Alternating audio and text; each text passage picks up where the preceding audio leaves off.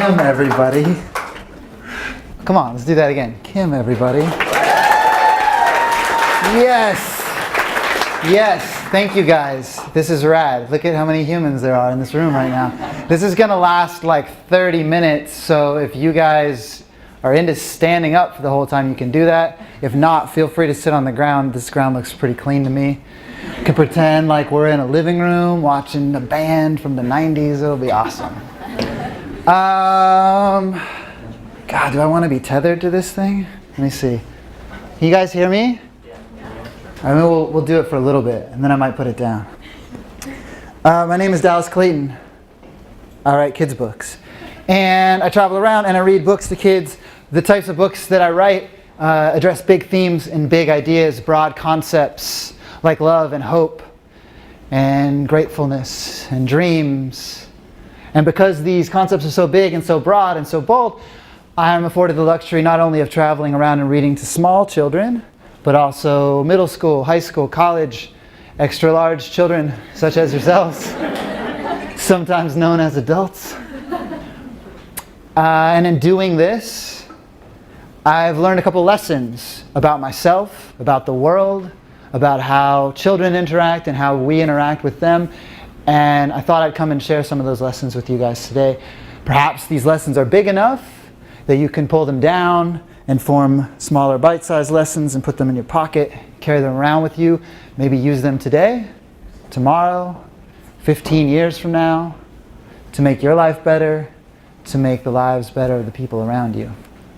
I call them kid lessons. Kid lessons. So when I go and I read to a class, I like to ask them questions. And one of my favorite questions to ask is, what do you dream of? If you could do anything, if you could be anything, if you could say anything, what would your dream be? And this answer changes most specifically based on the age of the group. If you talk to kids that are 5 and under, you say, what do you dream of if you could have anything in the world? The most common answer you're going to hear is multiple desserts. Most kids under the age of 5 are just trying to figure out a way to put cookies and cake into the same meal, which is awesome because this is such an attainable goal. I imagine everyone in this room could figure out a way to obtain multiple desserts, and yet I don't know how many of you woke up this morning and had cookies and cake for breakfast, which leads me to believe perhaps some of you have given up on your 5-year-old dreams. When you talk to kids that are a little bit older, 6, 7, 8 years old, say, what do you guys dream of? Another answer comes up, a really common answer. They say, I want to be a famous basketball player. I want to be a famous rock star. I want to be a famous actor. And everywhere I would go, I would hear it over and over again. Fame, fame, fame, fame, fame. And after a while, I started saying, hey, what if you don't get to be a famous basketball player, but you get to play basketball every day for the rest of your life, and you get to love it and enjoy it, and it's super fun, but you don't get to be famous. Is that still okay? And the kid would look at me and he'd say, yeah, I don't really know what fame is because I'm 6. My dad's famous to me because I'm 6. The guy that works the donut shop is like the most famous donut shop guy I could ever imagine. And he seems happy because he gets to get up every day and make donuts, which is like multiple desserts. So it's really living. When you talk to kids that are a little bit older, start going into middle school, dreams change again. Start saying things like, what do you guys dream of? They say, I want to be a dentist. I want to be a lawyer. I want to work at GameStop. Talk to a 5th grade class. I think it means they want to live in a video game, but the closest they can come is working at GameStop. Which again, totally attainable goal. But after they go through their careers and I say, what do you dream of? And they say, I want to be a doctor, I want to be a dentist, I want to be a lawyer, I want to be a marine biologist, I want to work at GameStop.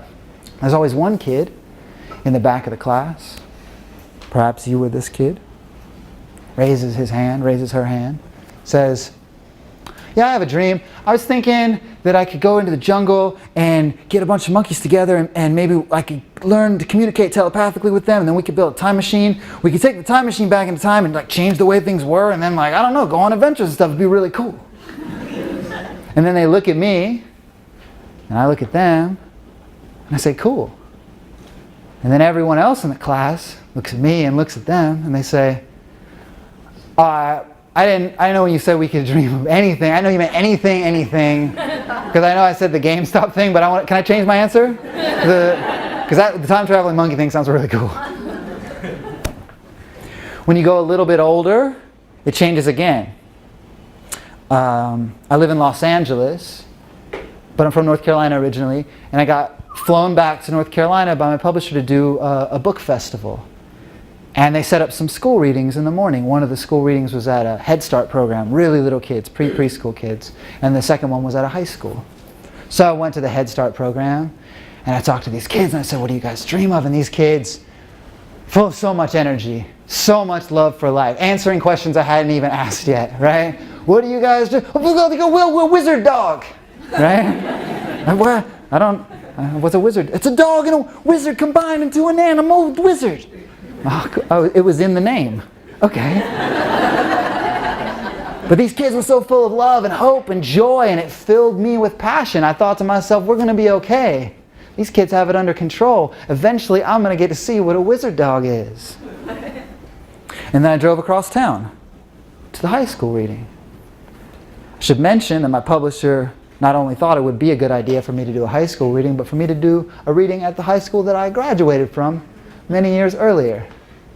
I don't know if anyone in this room has ever had the opportunity to read a children's picture book at the high school that you graduated from. But I highly recommend this experience.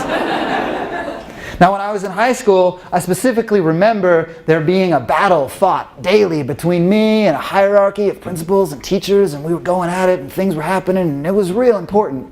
And then I got back to my high school and I was pretty sure I could touch all of the walls with my hands stretched out. And I was pretty sure that that football field was not regulation size. And I think that the teacher that I thought was 56 years old was actually 22 at the time.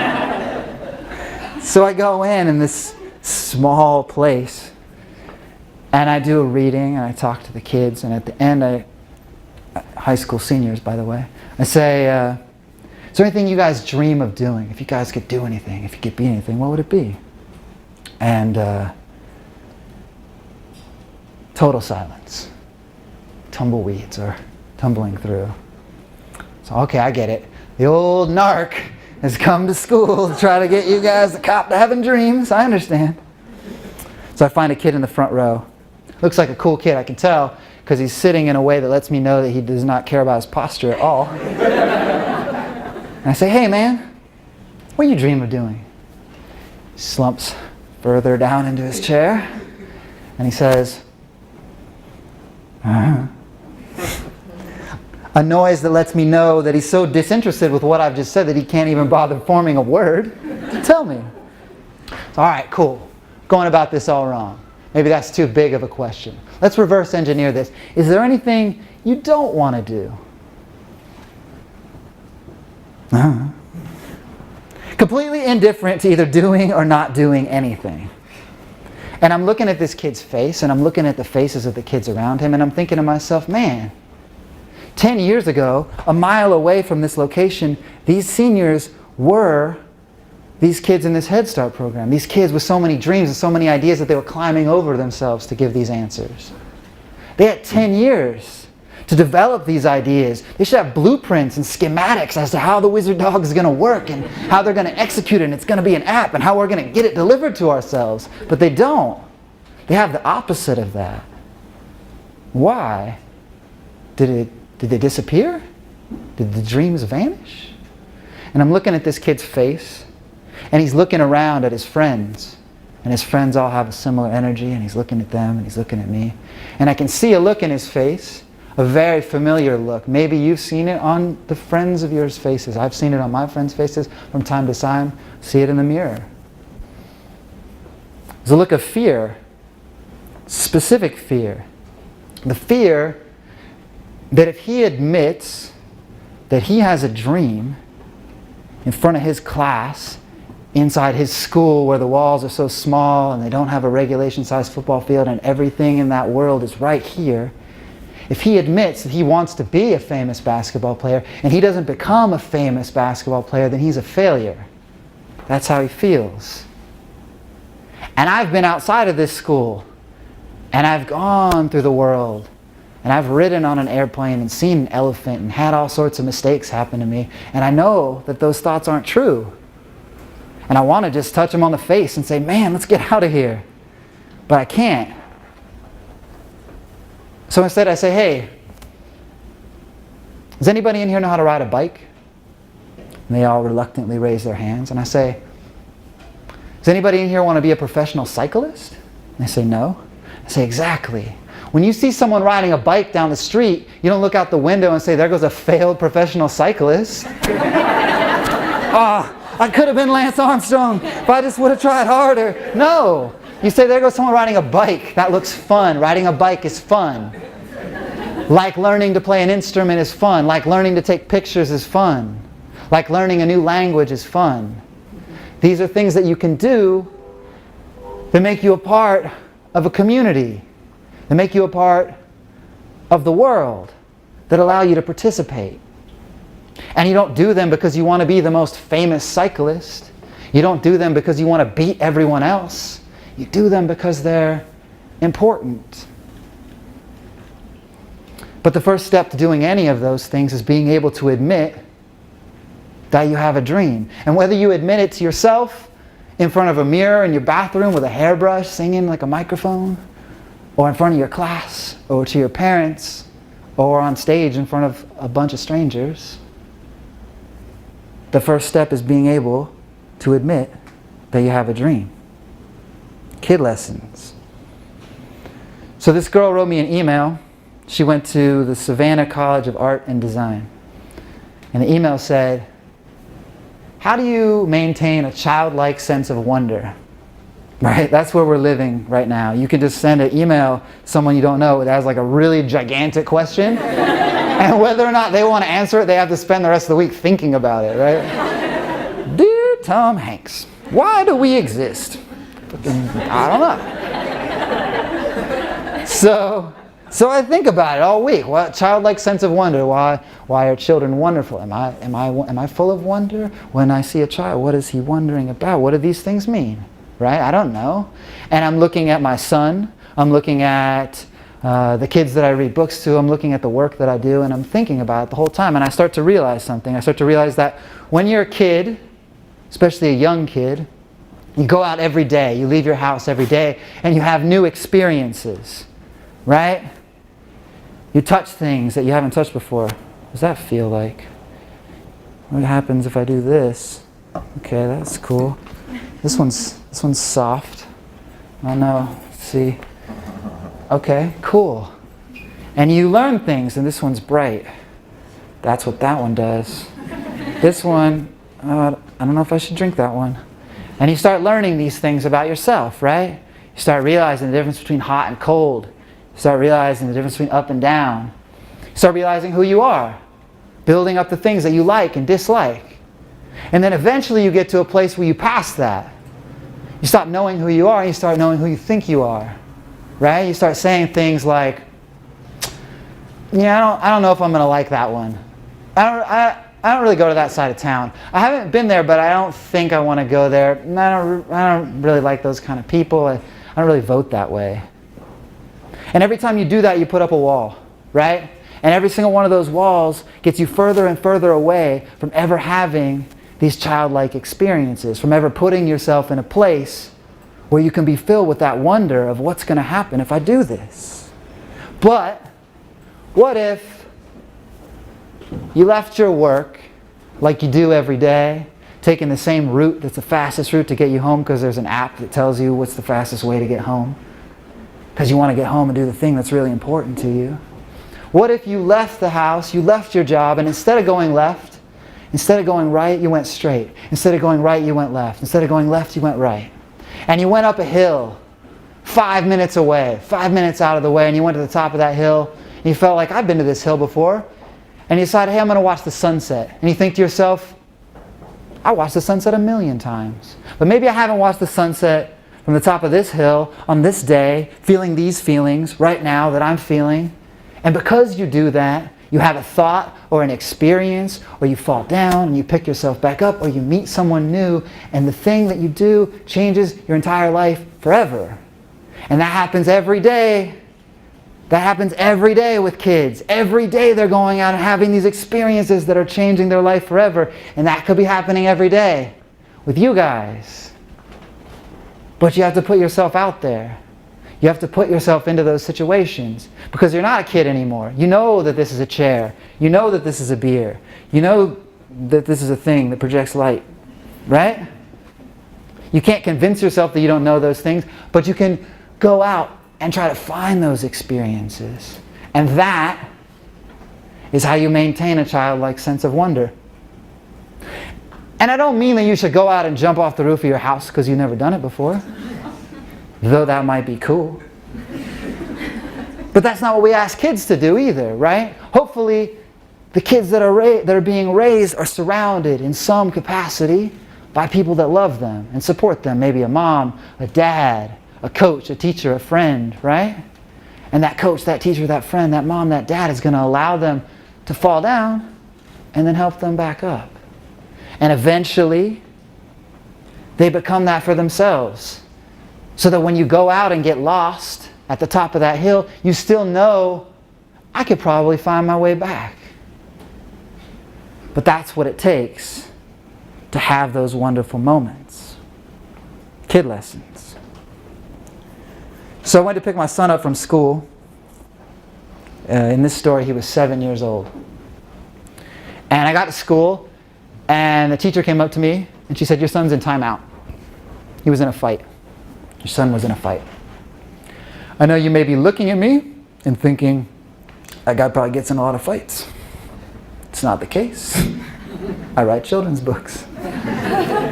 Try to teach my son not to get into a lot of fights. Try to keep my son, teach him how to talk his way out of things, right? Actually, one of my favorite stories about my son is when he was really, really young, I was at a playground and I saw these two kids fighting over this dump truck, right? My son was with them. And I looked down, I looked back up, and the kids were hitting each other. And my son was nowhere to be found. I started looking around, a little bit of panic, and I see him, and he's 50 yards away playing Frisbee with a girl. And I thought to myself, right on. If ever two knuckleheads are fighting about something that's totally inconsequential, the best place you can be is 50 yards away playing Frisbee with a girl. Think about that the next time someone steps on your shoes at the bar. Perhaps keep a Frisbee in your trunk. But at this moment, 7 years old, he is not 50 yards away playing Frisbee. He has been in a fight at school and he is in timeout. So I come up to him and I say, what happened? And he's blanketed with fear.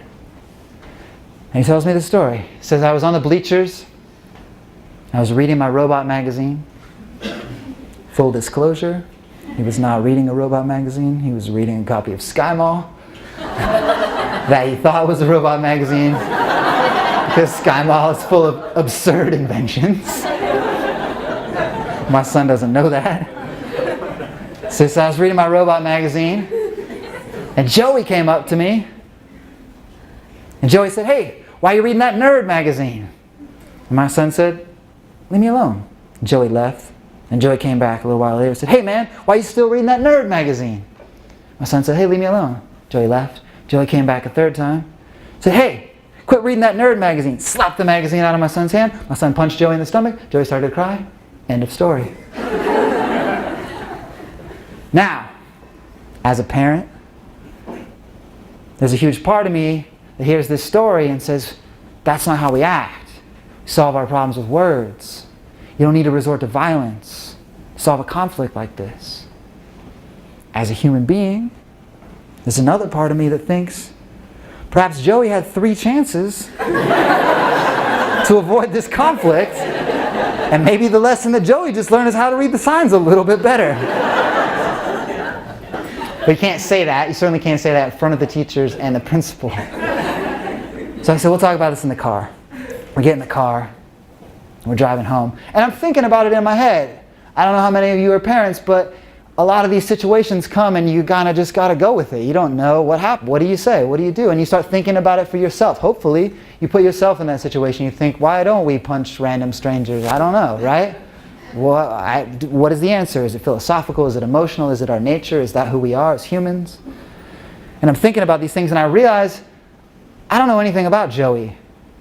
Right? My son's been going to school with this kid for 5 years. I don't really know anything about him other than his name. So I say to my son, hey, tell me something about Joey. What do you mean? So you've been going to school with him for 5 years? Describe him to me. Says, well, he's fast. Right? If you ever want to feel good about yourself, you should have the 7-year-old describe you, because guaranteed they're going to say some things that you had not considered as part of your skill set. It says here, Mr. Clayton, that you're incredibly fast. Oh, I am super fast. You got the job!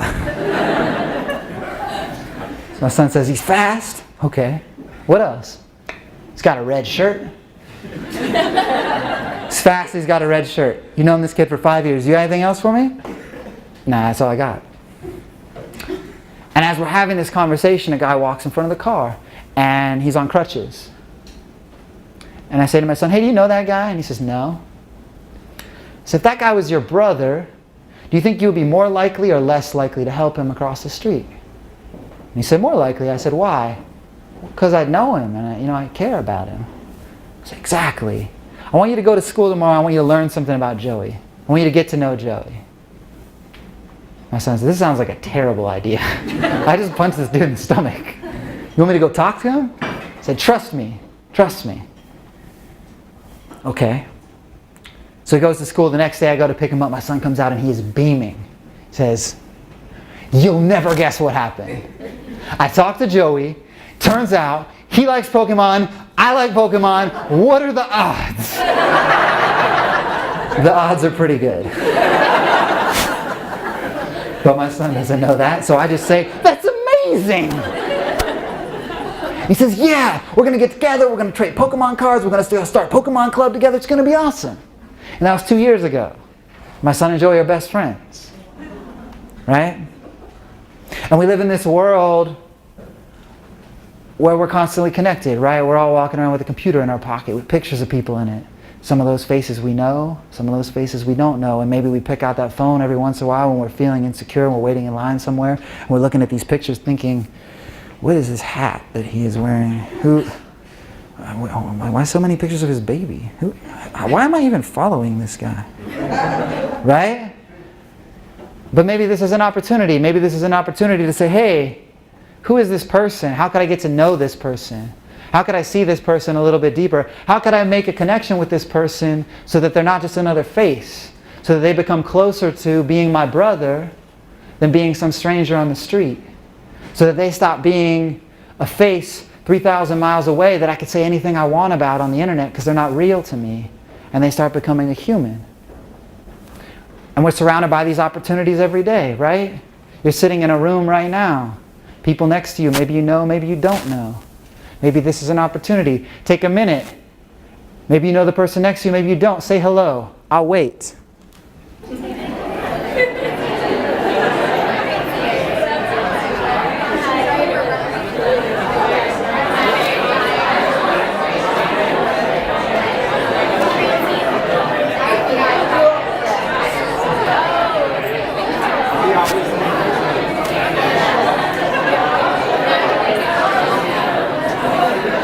This is how easy it is, right? This could be happening every day. This could be happening every day when you walk by someone on the street and you think you saw them a couple times maybe, but you don't know their name. You can just go up and say, hey, my name's Dallas. What's your name? Wilfredo. Wilfredo. Yeah. Beautiful. Hey, do you like Pokemon? Me neither. I don't like Pokemon either. Now we got something in common. And we're not best friends yet, but we're one step closer. He's not a stranger now. If I see him trying to carry something up the stairs, maybe I'm more likely to help him. Maybe he's more likely to help me. Maybe if I need a cup of sugar to bake a cake, I can go next door and talk to my neighbor now and say, hey neighbor, whose name I don't know because we don't live in a world where it's cool to know your neighbor's name, can I borrow a cup of sugar? And that'll bring us one step closer. One step closer to being best friends. Kid lessons.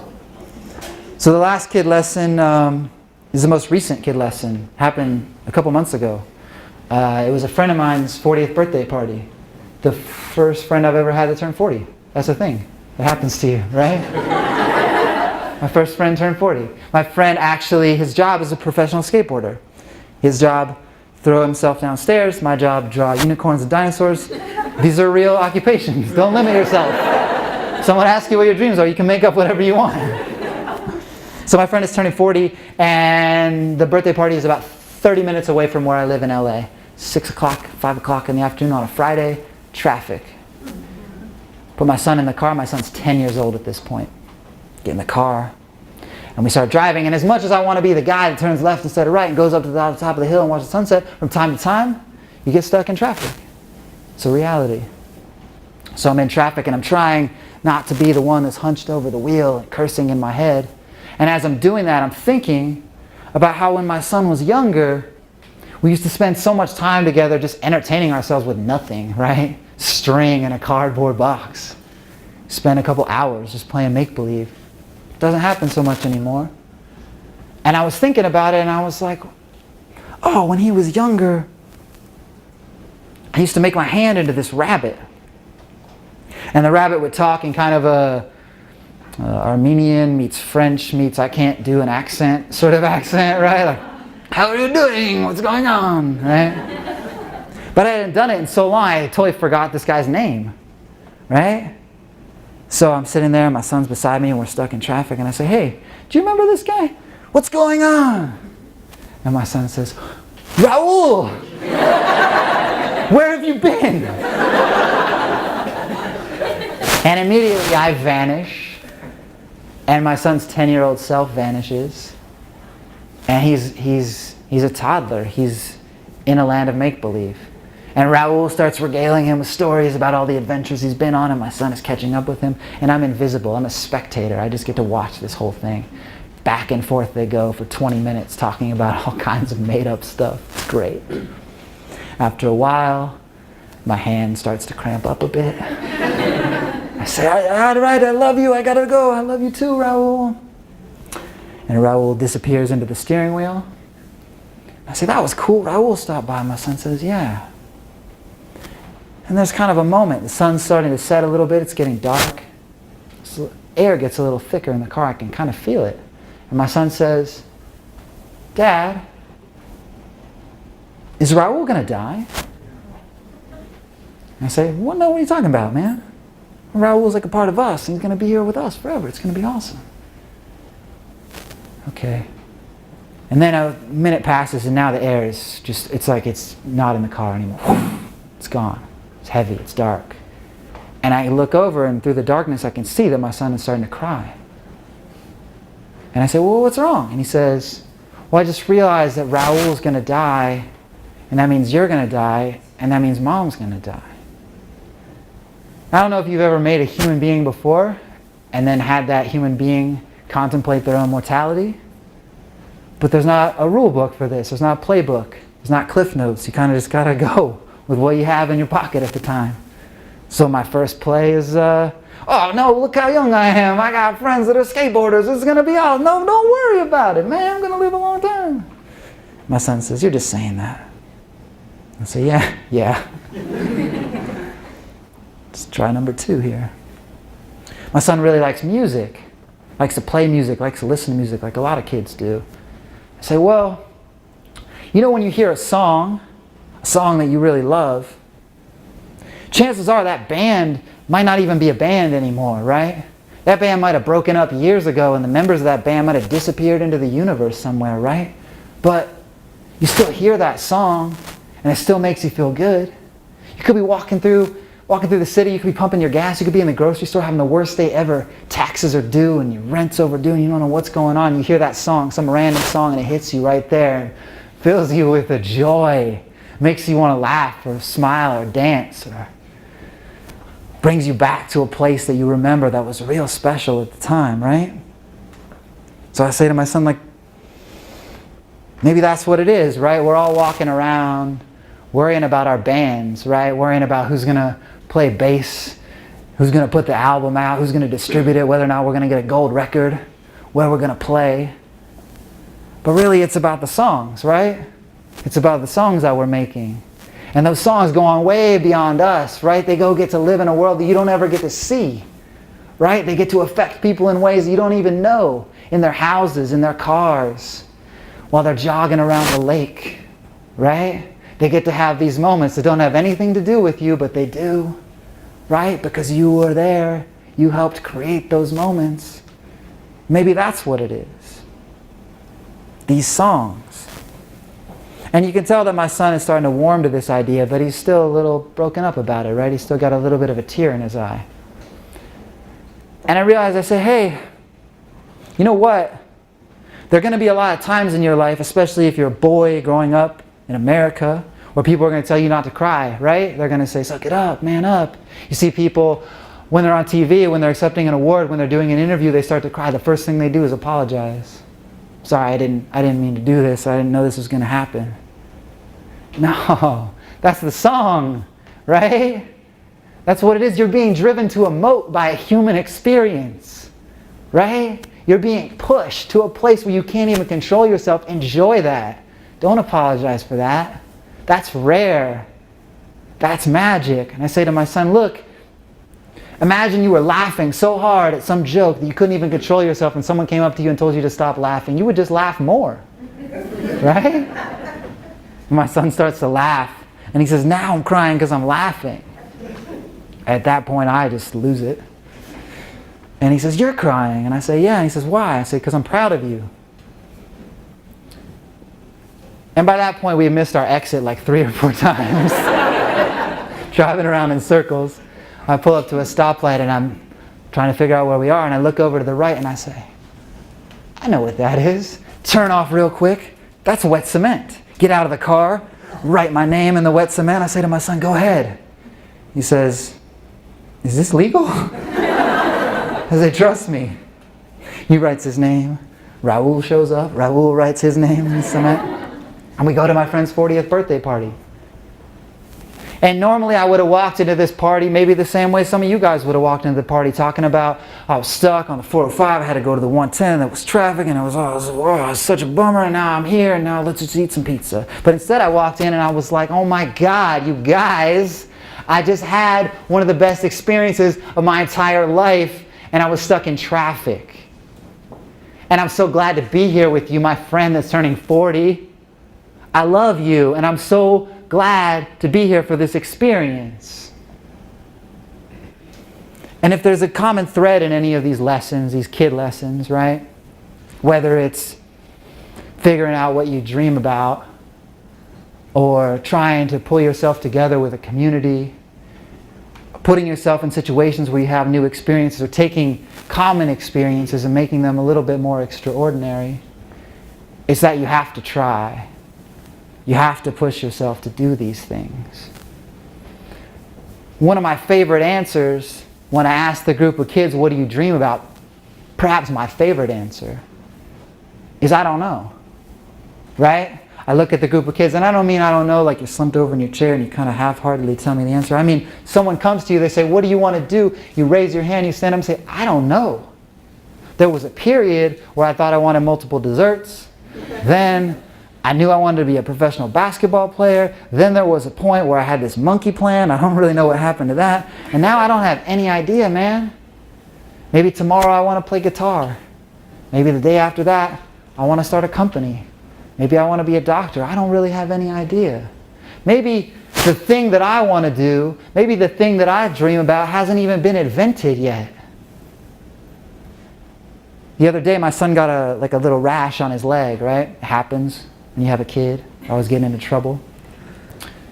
And I looked at the rash and I realized, oh, we have to go to the doctor. You go to the doctor, get the ointment, get the prescription, do the thing. And I looked at it and I was like, I bet there's an app for this. And I looked at my phone and there was. I picked up my phone. On the other end of the phone, there's a doctor somewhere in a video conference, looks at the rash, tells me what it is, gets me an ointment, prescribes it, I go and get it, done. Right? That is a real thing that exists. 10 years ago, if I would have told you that was a real thing that existed, that would have been as crazy as the time-traveling monkey concept, right? We're living in a world that's moving real fast. You guys are all living in a world where the ideas that you have can be realized real quick. And it's possible that the things that you dream about, the things that you keep inside you might not even exist yet. Maybe in a year, 2 years, 5 years, 10 years, you can make them real. And you can make them things that change people's lives. But you have to try. So usually I end with a book, kid's book. Kid's book's pretty small. It's a lot of you guys. So maybe what I'm going to do is I'm going to do an imagination reading where I say the book out loud and you guys imagine the pictures in your head. Maybe you go home. Some of you look pretty creative. You could draw the pictures out yourselves, send them to me. Make my job that much easier. This book is called An Awesome Book. Let's put the microphone down for this one. An Awesome Book by me.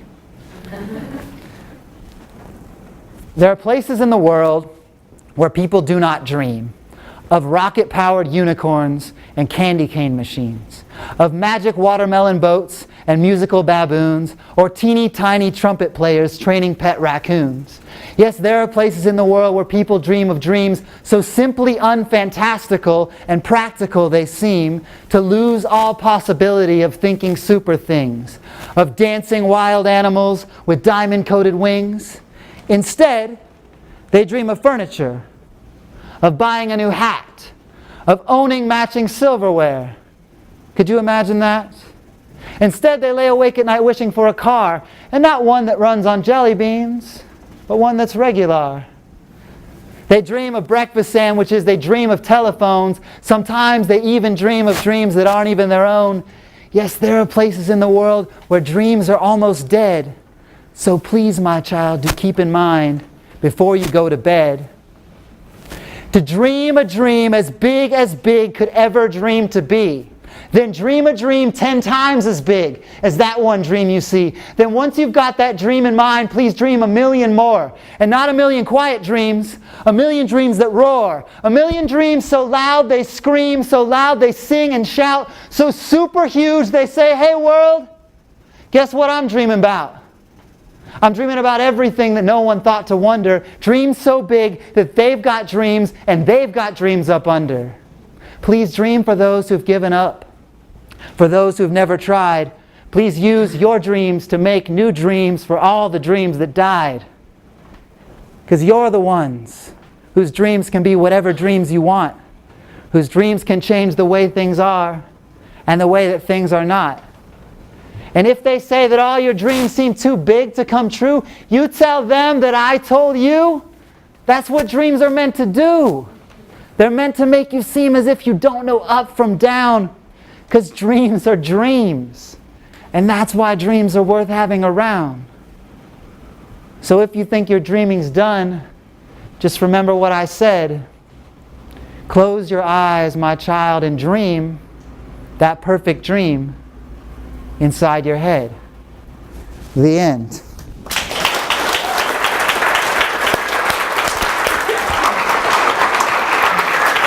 Thank you guys so much. You guys were awesome. Thank you for putting this on. Thank you guys for supplying the beer. Thank you guys for putting the money together and for the space. It was really great. You guys are amazing. Thanks so much. Oh, yeah. Let me get some water and then you guys can ask me questions. I'm going to pretend like that just didn't happen for a second. Hold on.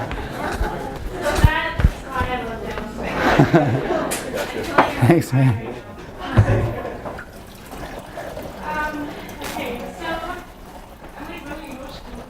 Stellar, man. Absolutely stellar. Thanks, dude. Yeah. I know. I'm not going to apologize. Do it. doing? I'm super good at making girls cry. So great. It's cool. All right, so we're going to do a Q&A with Dallas right now. Have you guys All right. have any questions? Feel free. If you don't have questions, it's cool. If you do, it's cool. Whatever. What do you dream about? Man, it's crazy because I get that question a lot. That's probably one of the top questions that I get when I have to do interviews with people. And the real answer is I'm fully in my dream right now. Like every day is kind of more of the same. Like today I woke up. No. Today I didn't go to sleep. I'm on tour. I was in Portland yesterday. I was trying to leave Portland, but there were no flights leaving after my last reading, so I had to leave at midnight. I got to Chicago at 5 in the morning. My first reading was at 8 in the morning, so I was like, there's no reason to sleep. So then I went and lived my dream a little bit. I went and read to maybe 2,000 elementary school kids, 2 different schools this morning. Then I went to an ad agency and read to a bunch of adults that sell you guys tires and things. I don't know what they do. And I came and talked to you guys. I think it's important, maybe if you have a dream, a really specific dream, right? Like you say, I want to be a writer. That you peel that back a little bit and you start thinking about the elements that make up that dream, right? Like what is it about being a writer that you like? Is it that you want to be famous? Is that you want to emulate writers that you grew up reading? Because chances are the writers you grew up reading didn't grow up reading themselves, right? They grew up on other people. So for me, the parts of my dream have to do with really broad ideas, which are like meeting people, sharing concepts, traveling, not necessarily having to have a clock, right? So I get to live those parts of my dream, and it just so happens that they fit into the framework of kids' books, which is, again, this is totally made up, right? This isn't a thing. I'm reading a kids' book at a beer sponsored. This is probably illegal, right? This isn't a thing that happens. It's just you just go do it and figure it out. I grew up in a world of like. Do it yourself, right? Like, nobody wants to do it, you do it. And you get in the van and you go around and you make it real. And then if you like doing it, it doesn't matter. It'll just happen and you're doing the thing that you love. So that's it. I'm in it. I'm in my dream. More of the same. Good question. Yeah, my buddy. Do you have any advice for someone trying to self-publish a book? Yeah, it's a good idea. You gotta love what you're doing, right? Like I think it's kind of like what I just said, right? Like, I live in LA, and a lot of people there, when you say you're a writer in LA, it usually means you're a screenwriter, right? And to write a screenplay, unless you have a bunch of money to fund that screenplay, or you've already written really successful screenplays, chances are you have a box full of ideas, some of which have been made and some of which haven't, right? And for me, that's kind of hard to justify, because the ideas that I have that I want to spend time with are ideas that I want to make and share with people. So if I have to go down to Kinko's and staple them together and put them out and sell them to people on the street, I'll do it because I believe in it, right? And you see people that are super religious, right? Like dudes on the street handing out pamphlets seem like crazy. Those people are emphatic because they seriously believe what they have to say is going to help you, right? They seriously believe that they have the answer. And I feel like that's how you should feel about the things that you make, right? So if you're going to self-publish, I think you got to feel that way. Because otherwise, you're just using it as a gate to get to another step, right? You're using it to become J.K. Rowling or whoever, Stephen King, right? But if you really believe in what you're doing, I think it's a great idea. It's what I did, not by choice. I tried to get my books published, and publishers were like, "Whoa!" And I was like, "All right, I'll see how this is. People make books. That seems easy enough. Super hard." But I put it out and it worked for me. But I think it only worked because I believed in what I was doing. I think if I had made a book about like a monkey that chases a duck or something, just like, oh, I know kids' books are popular. I'll make a kids' book. It'll sell a bunch of copies, and they'll pay me, and I'll live in a mansion. I don't think it would work that way. Maybe it would. Maybe somebody's got better luck than I do. But yeah, I think you have to believe in it. Yes. How much does your son inspire your stories in your writing? Like 100%. Yeah, I mean, I had a kid super young. At the time, doing what people do when they're super young, just fucking off, right? And I had a kid and I was like, oh, this is a real human. This human is more important than I am. And now I want to make things for this human. I want to create, knowing that this human exists and that the world that I live in is affected not only by me, but by him. The types of things that I make are going to help inspire him, and he's going to help change things, right? So it's really cool because I didn't write Awesome Book till he was about 5. So it's not like he came into the world and I was a really successful author. It's he came into the world and I was like, he got to see the whole process from drawing to, putting books together myself, to shipping things out of my house, to getting distributors, to getting publishing deals, to going on tours, the whole thing. And so I think that's really important because when you're a kid, like I said, I don't know where this thing was made, right? Like a book comes from a store, right? How did they get made? Who makes them? Are there people can make them? Oh, I can make them? That's important, right? The sooner you learn that, the sooner you get to a place where there's not a distance between you and the guy on stage, right? Like when I go and do readings and they're like, there's a stage and a microphone and it's like real absurd and I'm up here and you're down here, it makes me feel like a cop, right? Like I grew up in a world of like, let's be in a living room and communicate with each other because we're all humans. I'm not better than you and you're not better than me. That's what I enjoy. That's just a personal taste. But I think that's an important step to learning how to make things, especially for kids. Super important. Yes? Yeah? What's your favorite part of the process? Favorite part of the process of making books? Yeah. Problem solving, I think. Or just like writing. I didn't draw before I wrote an Awesome Book, really. Like everybody draws, but I didn't really draw anything of substance before that.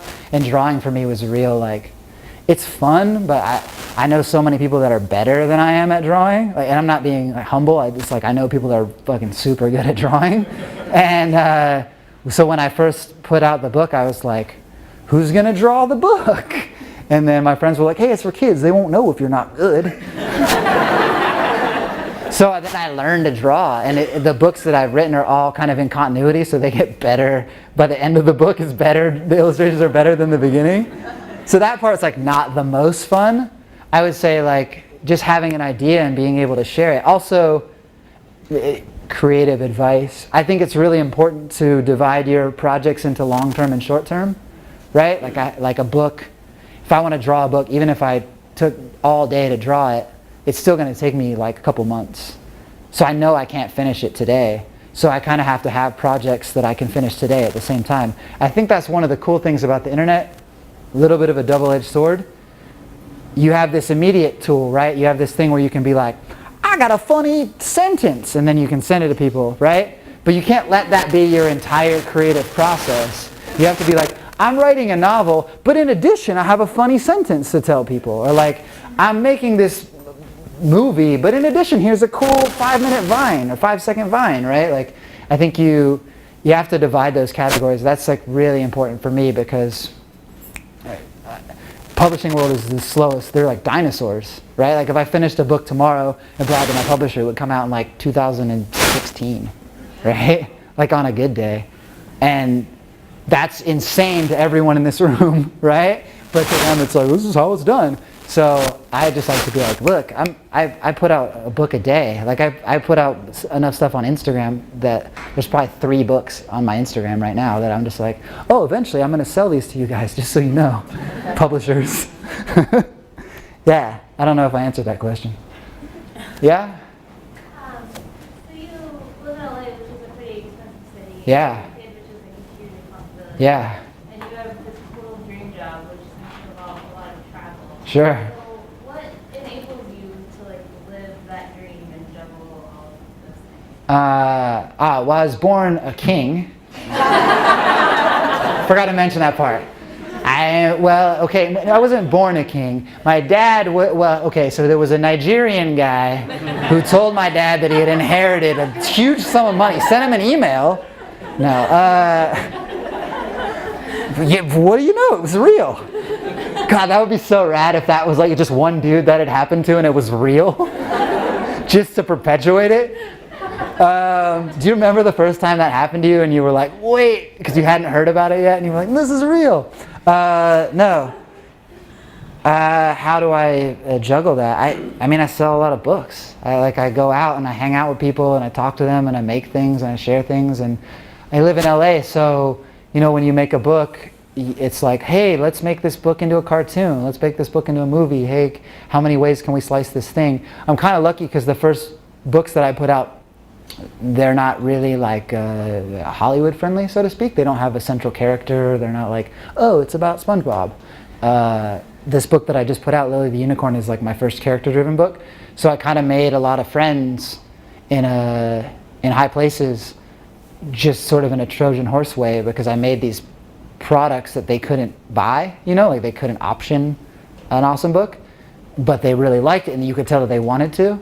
So I'm kind of lucky because I've been able to use those to my advantage and turn things into other things. And then the other answer is that when I first self-published, that was like a huge step up too, because if you wrote a book right now, and let's say that none of you guys have a successful track record as publishers or as authors, right? If you wrote a book right now and went to a publisher, chances are they're not going to give you anything, you know? Maybe they'll give you, what, 10 grand, 20 grand or something up front, and then they'll give you 9% of sales of your book, and basically you'll get nothing. Which is, it's awesome. I mean, maybe you're living in a place where that's like a lot, right? When I first wrote an awesome book, that was like, it might as well have been $1 million. I would have gladly taken that. And then I put the book, nobody gave that to me, so I put the book out myself, and then it became like a leverage thing, right? Like if you're in the band, you get on tour and you go tour around in the van for 5 years and you make all your own fans, you're in a different position than you are if you haven't done that. You know how hard it is, right? Like I got to know how publishing worked from the back end, so then when the publishers all came back to me that it turned me down, it was a whole different story.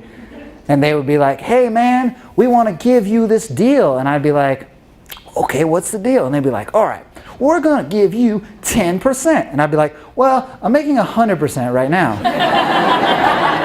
And they'd be like, oh, no, but you don't understand. We're going to do an initial print run of 50,000 books. And I'd be like, I already sold 50,000 books on my own. And they'd be like, oh. And I'd be like, I really want to work with you guys. I'm not trying to be a dick, but like my dad wouldn't let me take that offer.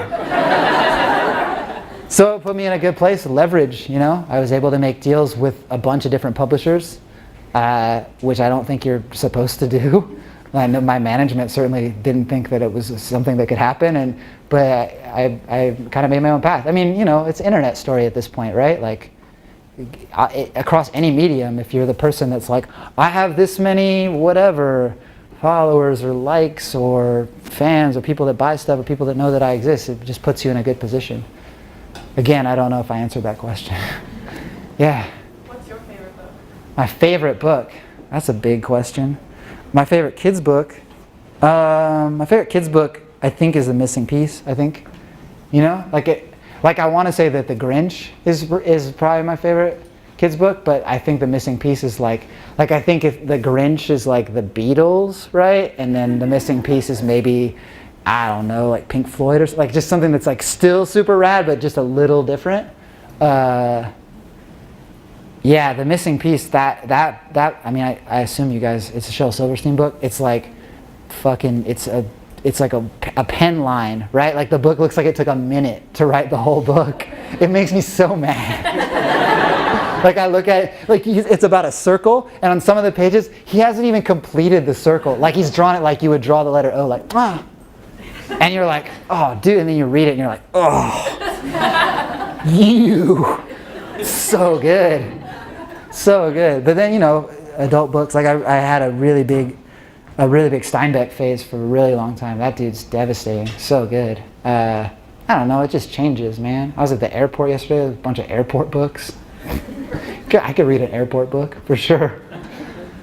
Any other questions? In the back. Yeah. No, that's you. What's Lily about? It's about a unicorn. It's right there in the title, man. No, it's about a unicorn and a penguin. The penguin's name is Roger. Roger's kind of a curmudgeonly penguin, and Lily's sort of an exuberant unicorn who's trying to get him to go on adventures, and he doesn't want to go on any of them. And so ultimately, I guess thematically, it's about empathy, right? It's about like understanding that even though you want to do something that's really rad and the other person doesn't, that you have to recognize that they're important, they have to recognize you're important, and also that like you shouldn't not do things out of fear. Maybe you should try things and then decide whether or not they work for you. I guess that's what it's about. We have time for one more. Oh yeah, one last question. Yeah, this is you. It's all on you. No pressure. When you go to write a book, I mean, what comes first? Do you think it's a lesson that you really want to try to teach, or is it just a cool story that turns into... Super good question. That's probably the best. I mean, not that your other questions weren't good. I messed it up. No, that's a really good question. I was actually thinking that while I was answering that question. It's all theme. I don't know if this is true. This is a formula that I use. Take it or leave it. I feel like kids' books are a really interesting place, right? Because I don't think any other work of art is as simple and has like as few ingredients as kids' book and is designed to hit such a broad target, right? And if you look at the best kids' books, like The Missing Piece or The Grinch, for example, right? What they do is they speak to the child and the adult equally, right? 50-50 split. And I think, again, my theory here, I think that all the best works of art do that. They split 50-50 down the middle, right? To the part of you that wants to think and to the visceral part of you that just wants to feel. And I feel like, you know, there's plenty of examples of art that splits maybe 80-10 toward adult or to kid, right? Like Transformers, the movie, is probably like 99% kid and 1% adult, right? And maybe some Godot film is like 99% adult and 1% kid. But I think the best work of art, regardless of whether it's film or photo or book or any of these things, is 50-50 down the middle. And it starts with a theme. And it might only happen one time in someone's career, right? Like you look at their whole body of work and you're like, that was the one album, that was the one movie where they just nailed it. And those are the ones that I think are universal. And each one of those, when you get to the core, there's a theme, and that theme is probably really big. Like super big, like love, you know? Like just, why not, right? Something that everyone can relate to, and then you peel it back from there. That's where I start. I just try to reach as many people as possible, just swing for the fences, because like, I want to meet everyone in the world, right? And I know it's not going to happen, so I might as well make a thing that affords me the luxury to meet them in some way. Meet their kids, meet their people. I did a reading in Portland yesterday, and I was at this school, and the principal came back and she said, hey, we have an art teacher here who used to teach at this other school in Portland that you read at like on one of your first tours like 5 years ago. And the teacher was like, yeah, those kids are in high school now. Right? Like you make these things, like I said, you make these songs and you think like, I just made this thing. And then someone is like, hey, so I read this thing every day to this person that I care about most in the entire world. Right? Or like, hey, I read a book at my wedding. Or like, hey, this thing that you did is super important to me. And I think if you're going to do that, you got to start with a really strong theme. That's it. Wait, he has a question. She's got one question. I don't want to be... Yeah. So, I mean... This is really the last question. What are you still, like, kind of scared of? I mean, as you tour and you do it in some ways, like, what things, you know, make you shake at that or whatever? I don't know, man. I don't know that I live that way. I mean, there's no way to answer this that doesn't sound kind of pretentious, I guess, but, like, I haven't had a really terrible life, right? Like, I have a lot of friends. I'm kind of outgoing, and I haven't had a lot of tragedy in my life. I know a lot of people have. Even in a Western way, like I'm not even talking like I grew up in a diamond mine, right? Like I'm talking like I know plenty of people that have had really horrible childhoods and have had really traumatic experiences. And I feel like when you're a kid, when you're a teenager, you start to make art, and usually the art that you gravitate toward is art of angst, of aggression, of counter art, right? And that art usually comes from a place of like sadness. And I don't have that in me at all. And so for me to try to do that, to try to live in a world of fear or sadness or like sorrow is false. Like it's as ridiculous as me being like, oh, I got a gold Bentley or whatever. It's absurd. And so, but I do have a gold Bentley. But it's ridiculous. And so I feel like rather than pretending, what I try to do is the opposite, which is like, look, things are good for me right now. They might not always be good, but right now they're good for me. So I want to put out as much magic as possible. If you have sadness in your life, throw it on my shoulders. I'll help you. We'll try to cross the finish line together. Because otherwise, like, why are we doing any of this, right? So I wish I had like I'm afraid of spiders, but I don't really have that right now. I might eventually. It's weird that we're all slowly dying right now or whatever, but I don't think about it in a way where I'm like, oh, rats. Let's just get up and make things. What else? So that's it. That's all I got for you guys. Thanks. Thank you guys.